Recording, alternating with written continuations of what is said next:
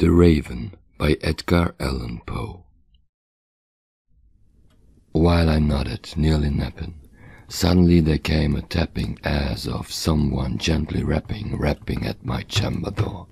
"This is some visitor," I muttered, tapping at my chamber door. "Only this and nothing more." Ah, distinctly I remember, it was in the bleak December, and each separate dying ember wrought its ghosts upon the floor. Eagerly I wished the morrow, vainly I had sought to borrow from my book surcease of sorrow, sorrow for the lost Leonore, for the rare and radiant maiden whom the angels name Lenore, nameless here forevermore.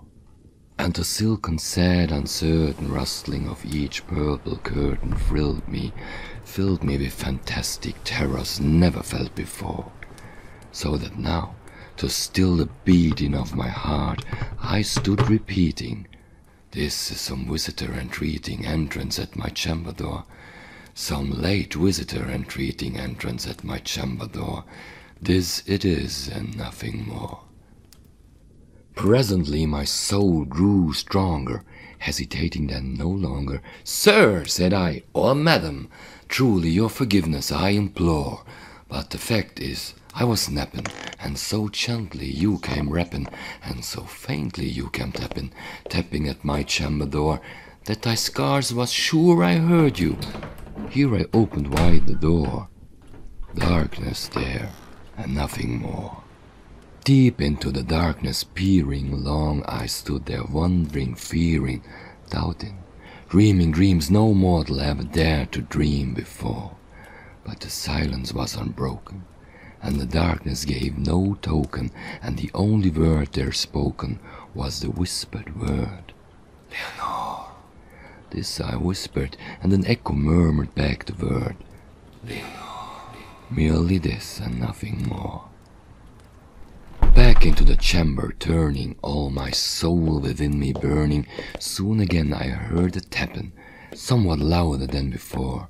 "Surely," said I, "surely that is something at my window lattice. Let me see then what thereat is, and this mystery explore. Let my heart be still a moment, and this mystery explore. This is the wind and nothing more." Open here I flung the shutter, when with many a flirt and flutter in there stepped a stately raven of the saintly days of yore.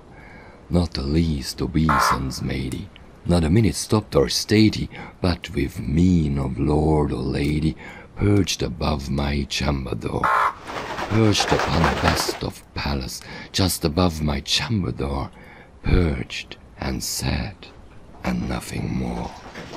Then this ebony bird beguiling my sad fancy into smiling, by the grave and stern decorum of the countenance it wore. "Though thy crest be shorn and shaven, thou," I said, "art sure no craven, ghastly, grim, and ancient raven, wandering from the nightly shore. Tell me what thy lordly name is on that night's Plutonian shore." Quoth the raven, "Nevermore."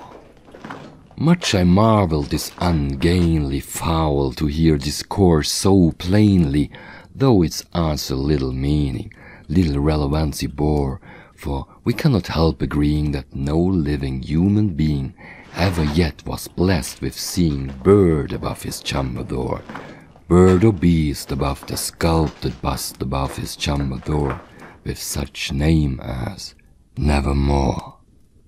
But the raven, sitting lonely on the placid bust, spoke only that one word, as if his soul in that one word he did outpour.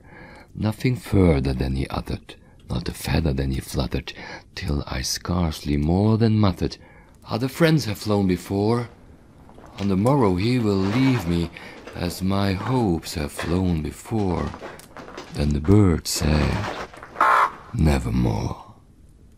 Startled at the stillness broken by replies so aptly spoken, "Doubtless," said I, "what it utters is its only stock and store, caught from some unhappy master, whom unmerciful disaster followed fast and followed faster, till his songs one burden bore, till the dirges of his hope that melancholy burden bore, of never, nevermore.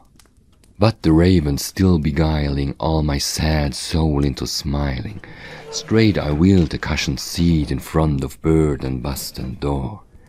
Then upon the velvet sinking, I betook myself to linking fancy unto fancy, thinking what this ominous bird of yore, what this grim, ungainly, ghastly, gaunt and ominous bird of yore meant in croaking nevermore. This I sat engaged in guessing, but no syllable expressing to the fowl whose fiery eyes now burned into my bosom's core. This and more I sat divining, with my head at ease reclining on the cushion's velvet lining, that the lamplight gloated over, but whose velvet violet lining with the lamplight gloating over she shall press, ah, nevermore.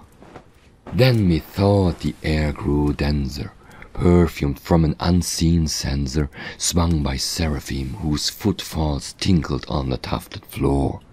"Wretch," I cried, "thy God hath lent thee, by these angels he hath sent thee, respite, respite and nepenthe from my memories of Lenore. Quaff, oh, quaff this kind nepenthe, and forget this lost Lenore." Quoth the raven, "Nevermore." "Prophet," said I, "thing of evil, prophet still, if bird or devil, by the heaven that bends above us, by that God we both adore, tell this soul with sorrow laden, if within the distant Aden it shall clasp a sainted maiden whom the angels name Lenore, clasp a rare and radiant maiden whom the angels name Lenore." Quoth the raven, "Nevermore." "Be that word or sign of parting, bird or fiend," I shrieked, upstarting, "get thee back into the tempest of the night's Plutonian shore. Leave no black plume as a token of that lie thy soul hath spoken. Leave my loneliness unbroken, and quit the bust above my door. Take thy beak from out my heart, and take thy form from off my door." Quoth the raven, "Nevermore." And the raven, never flitting, still is sitting on the pallid bust of Pallas just above my chamber door, and his eyes have all the seeming of a demon's that is dreaming, and the lamplight o'er him streaming throws his shadow on the floor. Oh, my soul, from out that shadow that lies floating on the floor shall be lifted nevermore, nevermore.